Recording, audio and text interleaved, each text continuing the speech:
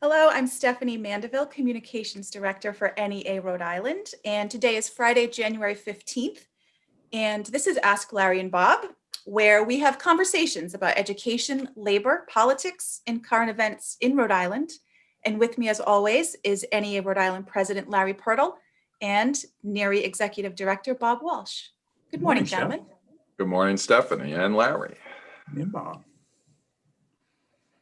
Busy week as usual again. And I always try and go back to the previous episode to see what we talked about, if things have changed and we need to update. Not a lot has changed. So, everything is still fresh from last week. Some of the things that I thought should be highlighted and talked about were obviously COVID response, vaccine phasing for educators, and charter expansion. And wouldn't you know that yesterday, Dan McKee, who is our Lieutenant Governor, soon to probably be our governor shortly, he did a press conference and neatly wrapped all of that in a bow and highlighted all of those things that I wanted to talk about. So I'm going to use Steph Machado from Channel 12, did a great write-up of that press conference.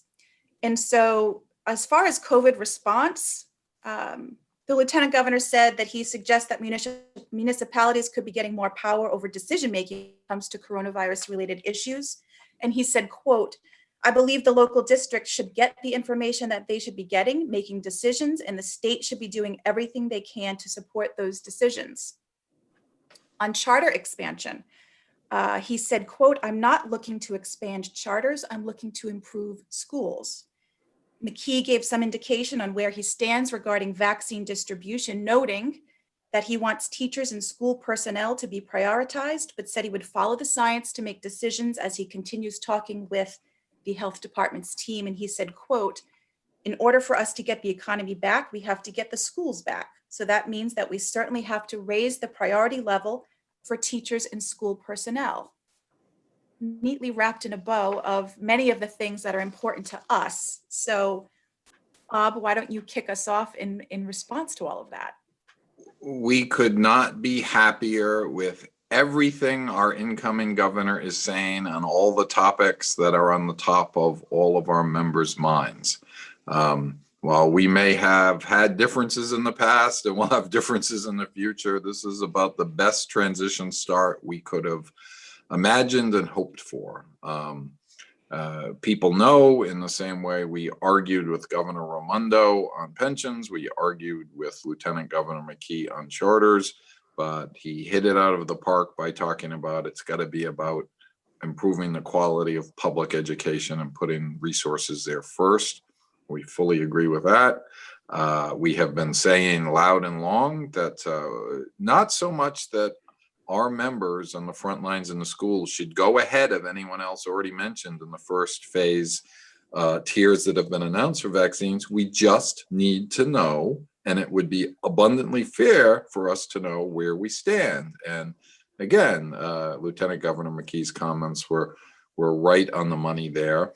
And since other states are already vaccinating teachers and education support professionals, we just need to know when it's going to happen so people can plan accordingly. And parenthetically, you still have to wear your mask. We're still in the middle of a horrible public health crisis. All the old rules are still in effect, but we just need to understand the priority. And I think the local control comments that Dan McKee made were also perfect. We strongly disagreed with Governor Raimondo when she picked on local superintendents for using the information that they were privy to about what was going on in their districts and making decisions.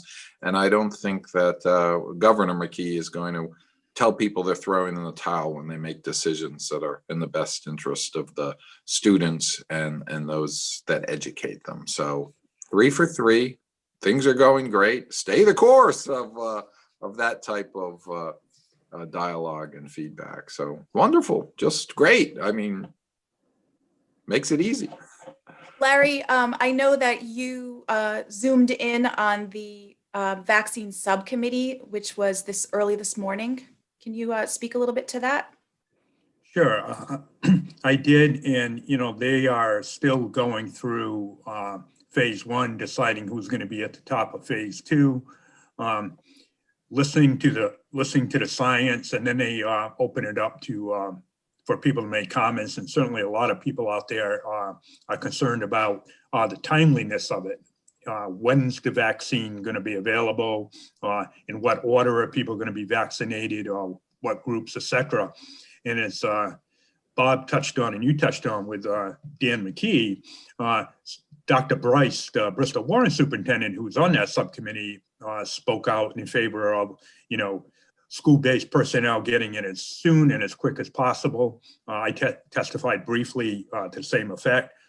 Kathy Crowley, the East Providence superintendent, had written a letter for all the East Bay superintendents, and Superintendent Krager read that, and also Superintendent Germain from Newport testified. So it's very important that now that testing's in place, we not only have testing for all staff and students, but we need to get staff vaccinated as soon as possible.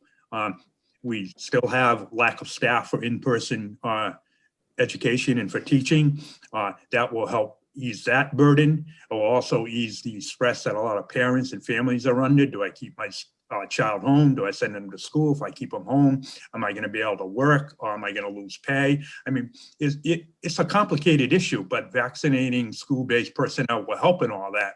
We need to keep in mind, we're talking about, 15 to 20,000 educators. We're talking about over 100,000 students. You're talking about 15% of the Rhode Island population. So it impacts education and the economy. So the sooner the better.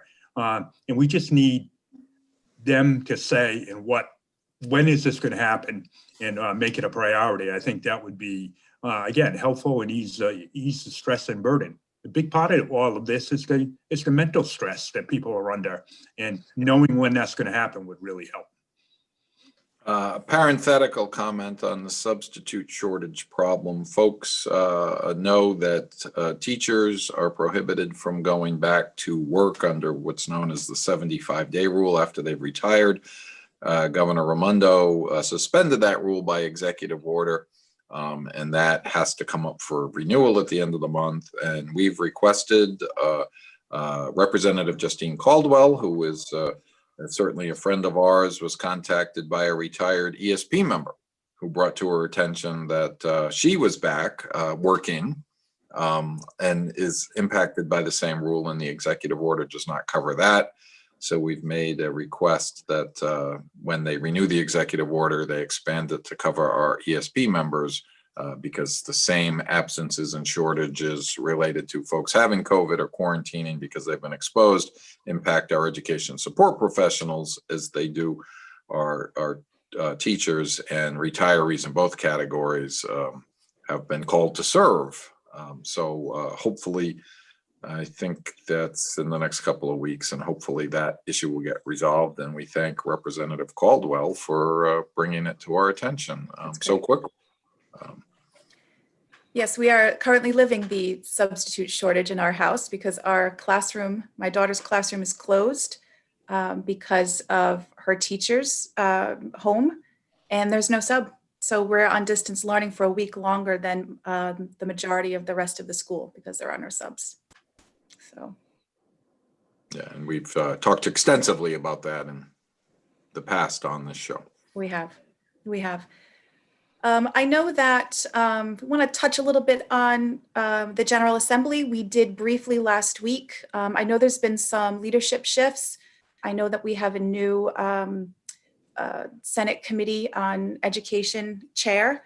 Bob, if you want to speak to some of those changes or any legislation that you know of that we should highlight for folks. Sure. We're very excited. The Senate Education Committee, which was chaired for a very long time by our friend Hannah Gallo. Hannah's moved up in the legislative ranks into a leadership position, and now Senator Sandra Cano from Pawtucket has taken over as chair of education. We had the opportunity to have a conversation using Zoom, of course, with her earlier in the week. She has great experience because she was on the school committee in Pawtucket before she went to the Senate. She fully understands our issues and where we're coming from. As far as legislation in general that we're looking at this year, there will be legislation to impose a moratorium on the expansion of charter schools. Stop spending more money in the middle of a crisis is a pretty good idea. And we look forward to testifying in favor of that legislation. There'll be broadly impacting working families in Rhode Island. There's going to be legislation, and it's Senate Bill number 1, which is always a good sign, to put in a 4-year plan to get the minimum wage up to $15 an hour in Rhode Island, which we're obviously very supportive of, and we were happy to hear that as one of the things incoming President Biden mentioned as a priority for all of America. But it would be all right if Rhode Island helped lead the way on that issue, albeit that we are a little behind Massachusetts and Connecticut on the minimum wage issue. And we are facing a budget deficit. We do know the parameters of it. We don't know all the potential solutions, because we do expect there to be a very robust federal aid package coming out of Washington after President Biden is officially President Biden. And I think that'll be legislation that gets fast tracked. So until then, we won't see a budget submitted until March. Our understanding is that it'll be submitted by Governor McKee. That's what they've communicated to us. You've seen a lot of things. This is a tough transition for incoming Governor McKee, because we don't know what day he gets to start. Right. It's somewhere between the middle of February and the middle of April, depending on what news report you read. I personally think, I've said this before, I think I might have said it last week, I think President's Day is a good time frame to think about, and certainly to plan for the early day. And if it takes longer, it takes longer. But school vacation week in Rhode Island might be inauguration week in Rhode Island as well, if they move things as quickly as I knew the new administration would like to in Washington. So that's that part of it. And let me flip it to Larry, and then we can talk about all the rest of the transition issues. I can just follow up on a couple of things that we are working with different groups to what the summer could look like in education. I hate to use the term education loss or summer slide, as some people do, because right now to expect that students haven't lost when all of us have lost during the past 9-10 months would be unrealistic. But we also know that we're going to have to set up programs to meet student needs going into the fall. And the programs are probably going to have to last not just one summer, but multiple summers going forward. So we're going to need resources for that. I know that the governor is looking at, in the very near future and coming few weeks, putting some of the money set aside for education into mental health. And we certainly need that for our students. And that would be a big part of the social-emotional package that we want to talk about for students over the summer and into the fall. So those are all positives. And as Bob said, with Lieutenant Governor, soon to be governor, and I heard February 15th yesterday from a pretty reliable source. So I think Bob's very accurate. School vacation could be inauguration week as well. That things are moving forward. And of course, with President Biden taking over on Wednesday and with that package he outlined last night, certainly could help get us going in on the right track. So we have to, make sure that schools are safe and continue. And the point Bob made earlier, and I heard it last night in a meeting with other state presidents, we have to realize that the vaccine doesn't cure all of this and make this all go away. We're still going to have to wear masks. We're still going to have to do testing. But it's a huge step in the right direction as we move into spring, into summer, and then actually next fall could actually look like a real school year. So I think that needs to be the goal. That's a superb goal. Yes, it is. Yeah. A downbeat note for a moment. Obviously, what happened in Washington a week and a half ago is still an active issue in this country, and sadly, to some extent in this state. This is the overly paternalistic cautionary message about if you see something that doesn't make sense or looks unusual, say something. Do not be shy about reporting to the authorities if something seems out of place in the public school buildings or in the public in general. It's sad that we have to talk about that. Our office is closed now, other than for staff. We'll probably officially close it next Wednesday out of an abundance of caution. NEA nationally will close their offices all next week. They're only 3 blocks from the White House. What did they say in Hill Street Blues at the end? Let's be careful out there, folks. Well, let's be careful out there, folks, and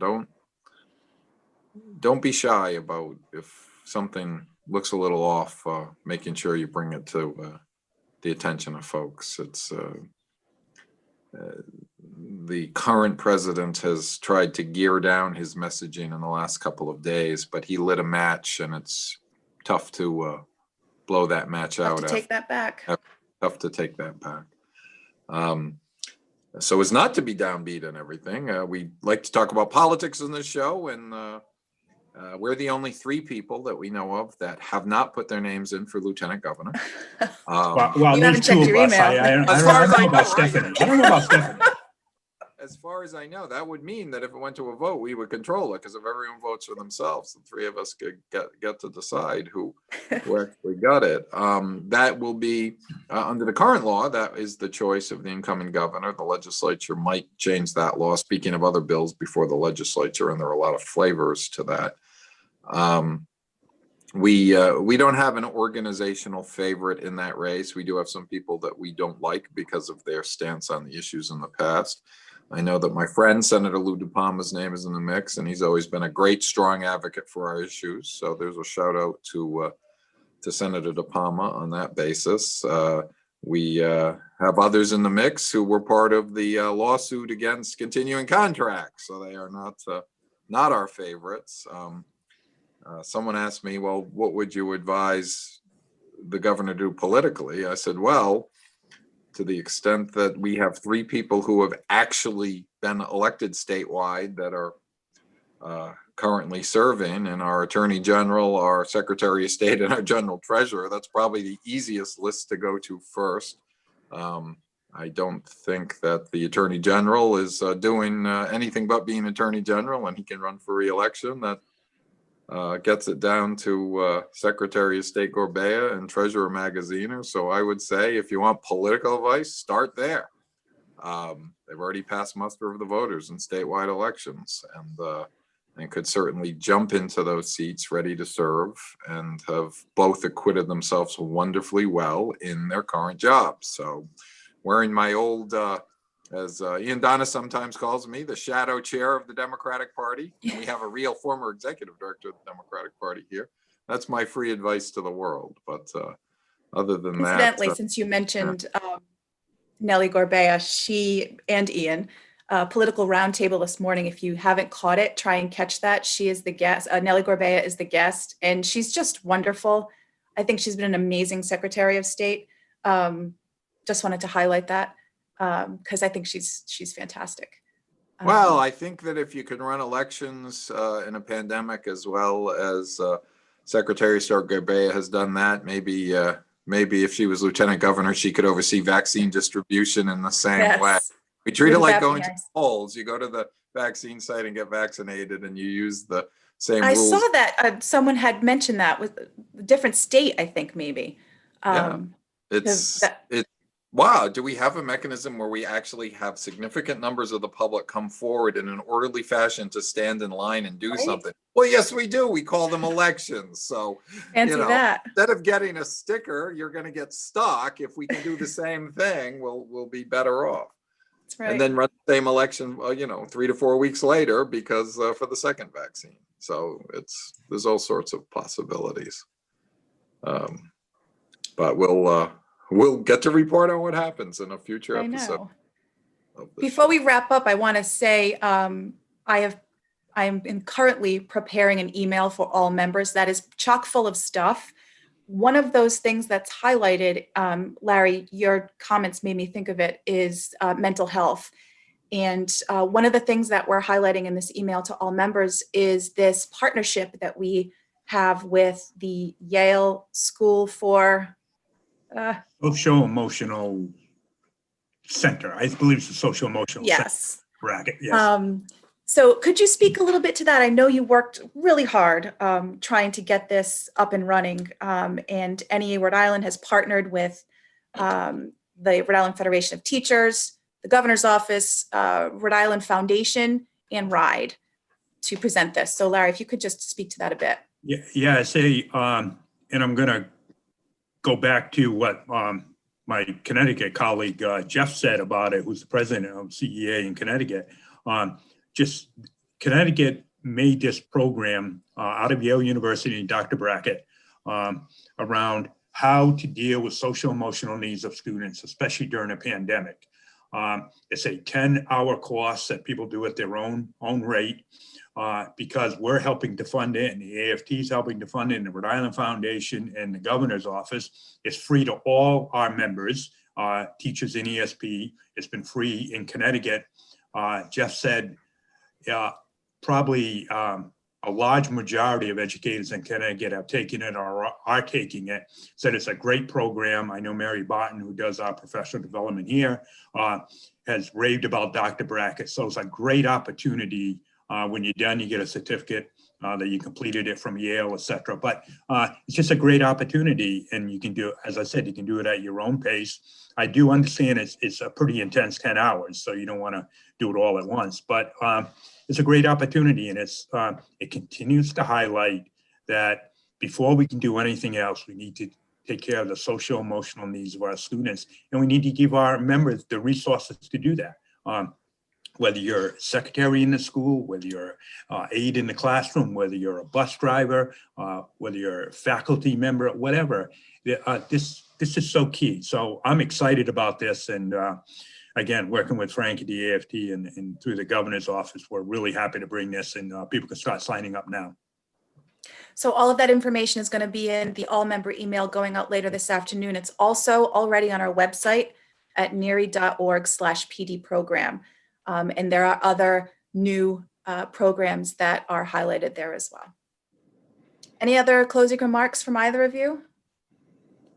Just a gentle reminder that while we talk about a very small sliver of the issues that make the headlines, the work of the organization goes on. 75 locals are churning away, serviced by our UNISERV staff and our government relations, and of course, Stephanie from Communications and Public Relations and our legal folks. So the work continues, and Larry and I spend a lot more time than we used to interacting with NEA nationally because of this technology.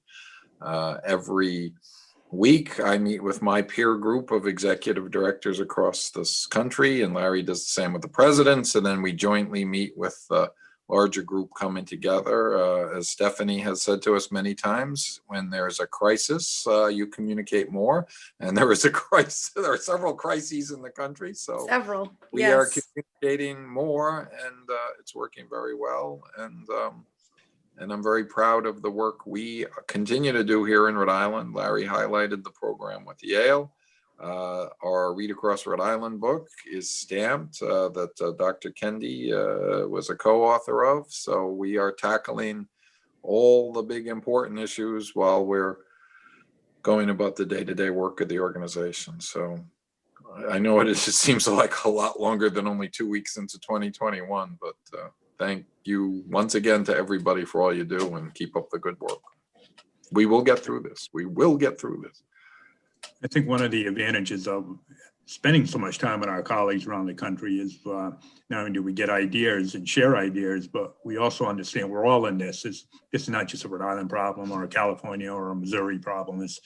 We're all facing it, and some of the ideas coming out of the states are helpful, and we're able to help. We certainly work with our New England colleagues to do a lot of this, and we're working on more mental health deliveries through the New England states. So, and as Bob said, we do. I mean, we have members out there who, still concerned about underlying conditions, dealing with family members. How can they continue their health care, continue to get paid? We're dealing with all that. So it's never ending, but I'm looking forward to Wednesday, January 20th, because I think the tone gets set right from, and if you watched President Biden last night, I tweeted out. Now, once did he say how great he was, and he didn't use the word beautiful.